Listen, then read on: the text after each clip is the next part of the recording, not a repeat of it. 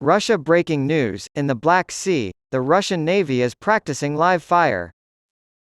After Russia claimed its navy conducted a live fire exercise in the Black Sea and declared that ships traveling to Ukraine would be considered potential military targets, the United Nations issued a warning on Friday of escalating military action in the region.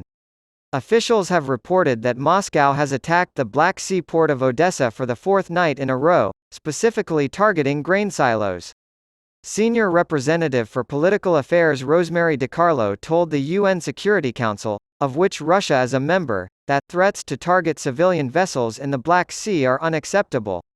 Russia has been attacking Ukraine's grain supplies and vital infrastructure in its southern ports, such as Odessa and Mykolaiv, ever since it backed out of a deal ensuring the safe shipment of grain from the Western-backed country.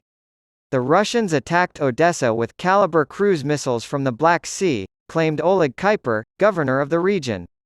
Kuiper said that Moscow bombed local grain silos, injuring 2 people and destroying 100 tons of peas and 20 tons of barley.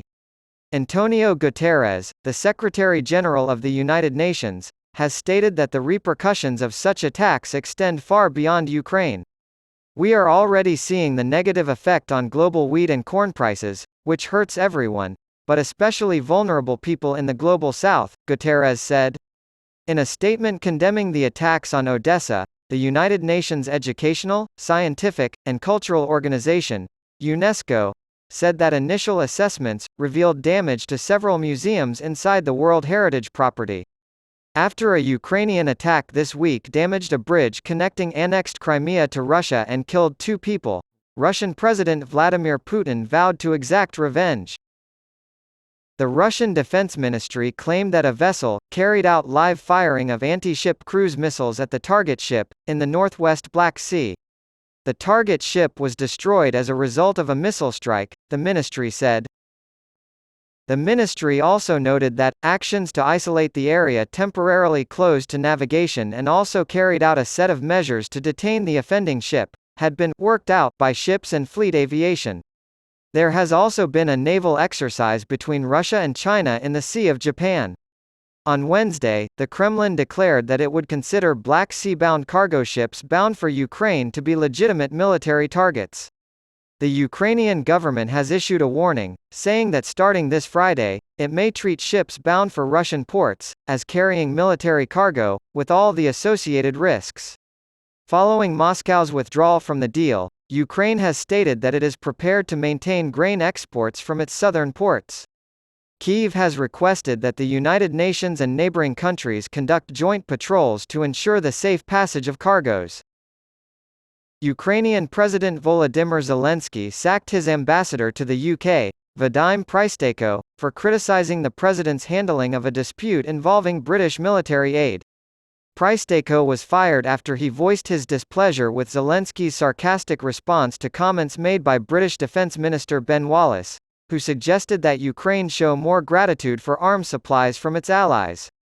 The disagreement started when Wallace said to journalists at the NATO summit in Vilnius earlier this month that Britain is not an Amazon delivery service for weapons to Ukraine and that Kyiv could express more gratitude.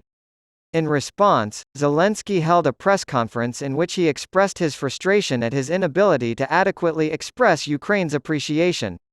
He said, "We could get up in the morning and personally express our words of gratitude to the minister."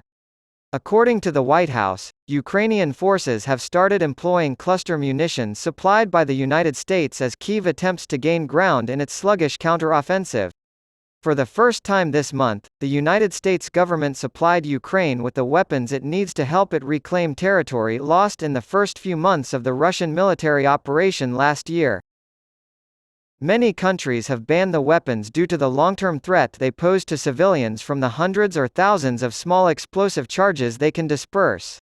Over a month into Kyiv's counteroffensive, large swaths of the front appear to be frozen due to Moscow's entrenched forces across large portions of southern and eastern Ukraine. Officials in the north and east say that several civilians were killed by Russian strikes on Friday, despite the new weapons. The regional governor of Donetsk, Pavlo Kirilenko, reported on Telegram that a 10-year-old boy and his 16-year-old sister were killed in Russian shelling in the village of Druzhba. Vyacheslav Chaus, the governor of the northern Chernigov region, said that 2 more people were killed when a cultural center was bombed. On Friday, Putin praised the Russian military in a televised address, saying that the Ukrainian military was experiencing enormous losses, and that their counteroffensive was not yielding any results. One of the president's top advisors in Kyiv told AFP this week that the operation would be long and difficult.